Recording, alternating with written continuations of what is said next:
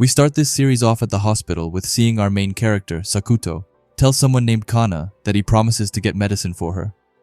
Kana just smiles and says that she will be waiting for him and not to overwork himself. We then see the text, and it says that 150 years ago, dungeons suddenly started appearing around the world.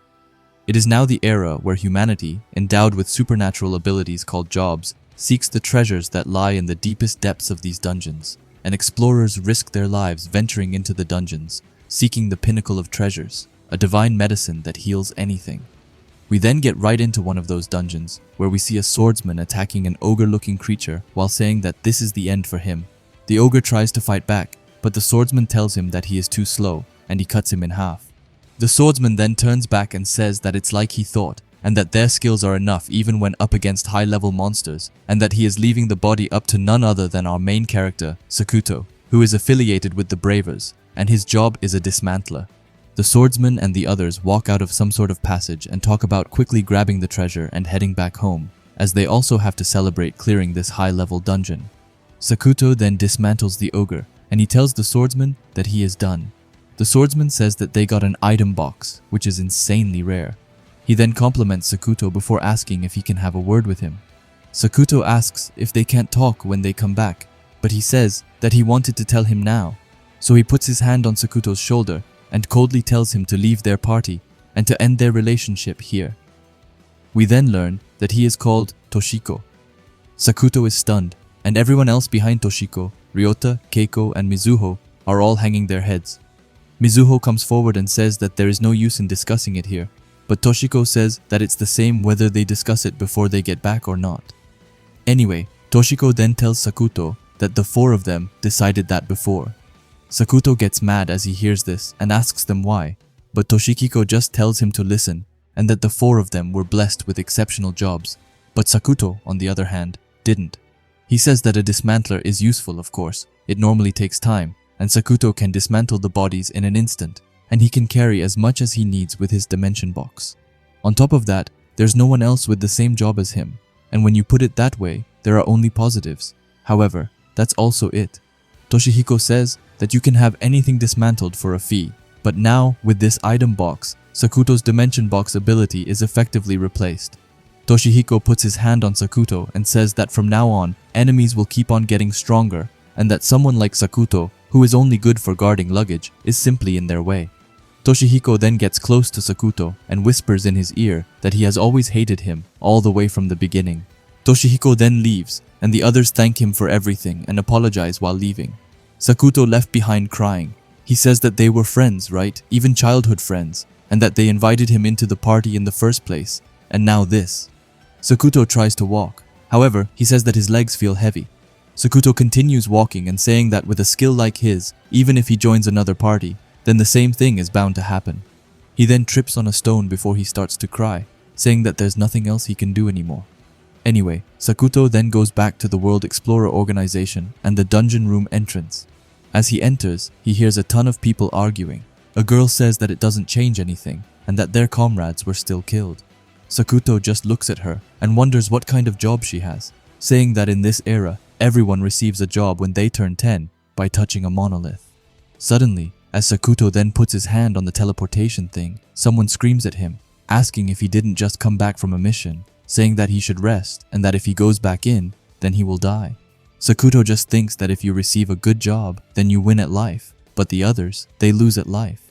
Sakuto is then teleported to another dungeon where he starts running wild and screaming, thinking that despite having academic ability, strength, or skills, people are discarded simply because their job is considered bad. After that, a goblin appears behind Sakuto and hits him to the ground. More and more goblins appear and start beating up Sakuto.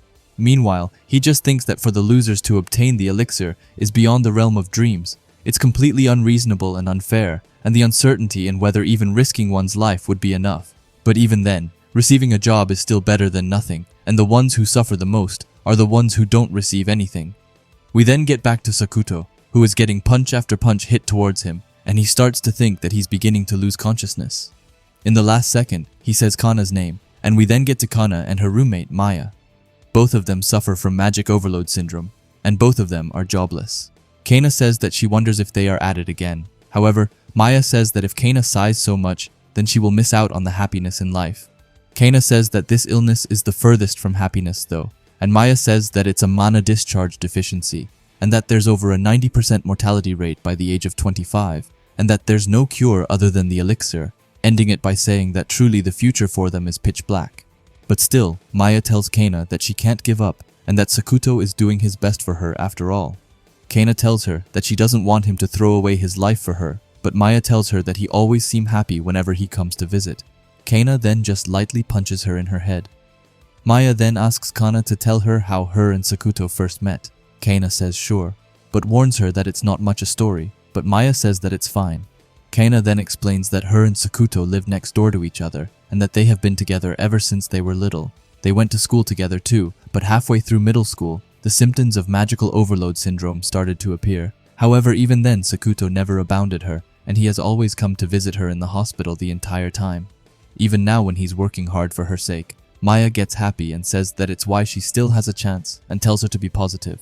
However, we then get back to Sakuto, who is still getting completely beaten up by the goblins. But suddenly, something weird happens, as Sakuto looks at a goblin and the goblin gets totally dismantled. Sakuto then says that this world is truly so incredibly unreasonable and unfair, saying that if he were him from a little while ago, then making such a loud noise to attract monsters would have been a one-way ticket to becoming a meat pile, and he wonders just what happened. He then sees that he got a pop-up message saying that with the rank up of Dismantle to Dismantle X, direct dismantling of organisms has become possible. Sakuto then gets up and says that he will save Kana, and with this power he will obtain the elixir. He apologizes to the goblins, but tells them that they will be his test subjects for his new skill, and he then uses it right on a goblin, which completely turns to dust basically.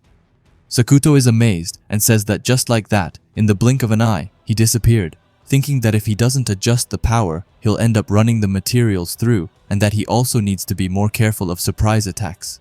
He looks towards the goblins and says that he has to target them one by one and adjust the dismantling intensity, thinking that there's surprisingly a lot to think about. However, he is determined to make it happen. Suddenly, a huge goblin then appears. However, Sakuto smiles and tells Kana to wait for him and says that this is his starting line. The text then says that the divine medicine that heals anything, also called the elixir, only has about 10 discovered worldwide each year, and in contrast, the demand extends beyond those with mana overload syndrome to patients with other illnesses, people who have lost parts of their bodies, and wealthy individuals seeking to maintain their health, amounting to hundreds of thousands of people. Due to its rarity and market value, its selling price could exceed $1 billion, and it's like grasping at clouds, but even so, Sakuto will do it. Sakuto is then finished with the last goblin, and he falls to the floor due to being tired. However, he puts his fist towards the sky as he says that he made it. Even though it's a lower tier dungeon, he still did it on his own, saying that this is where it all begins.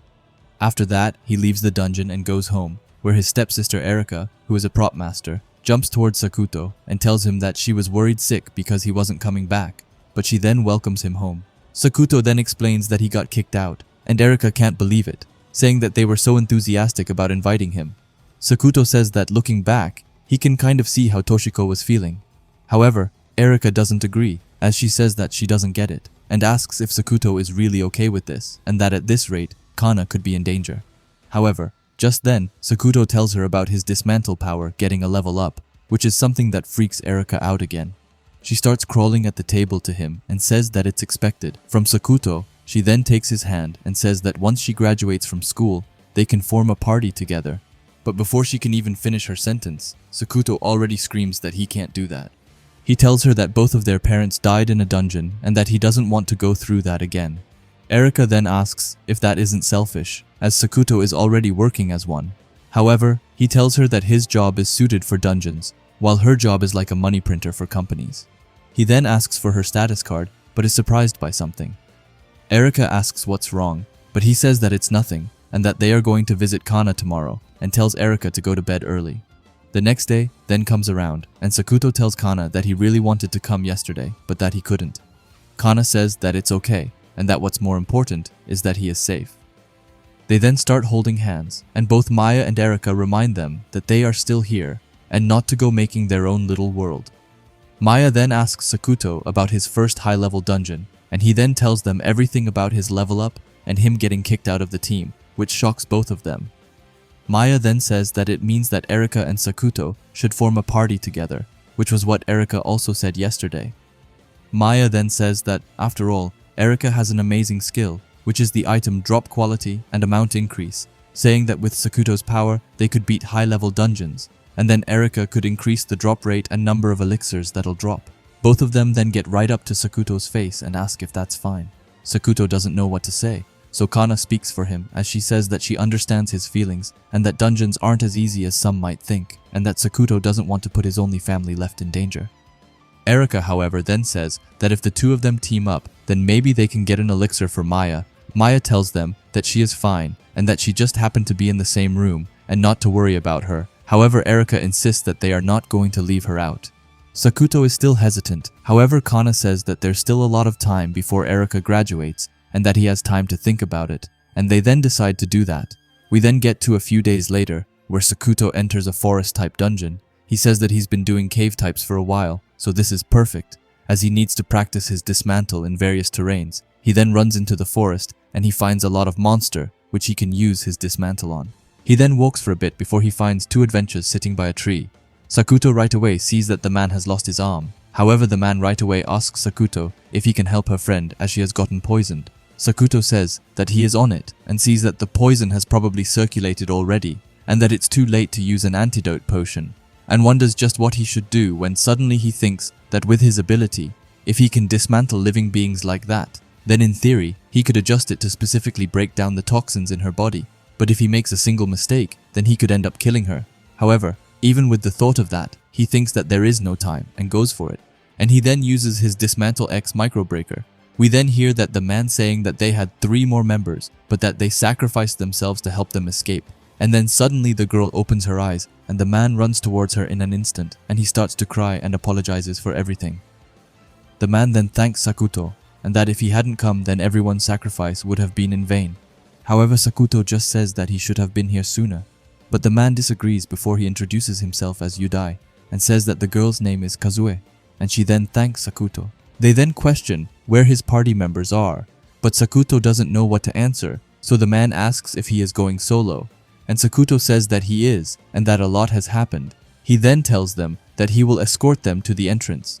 Yudai says that he doesn't have to go that far. However, Sakuto asks him if he can really protect Kazue with that arm of his, and saying that if something happened to them, then he would feel awful, and they then just leave the dungeon. Sakuto then goes home to Erika, where they are talking about dungeons again. But Sakuto says that he wants her to find and explore her own path with peace of mind, and she smiles while saying okay.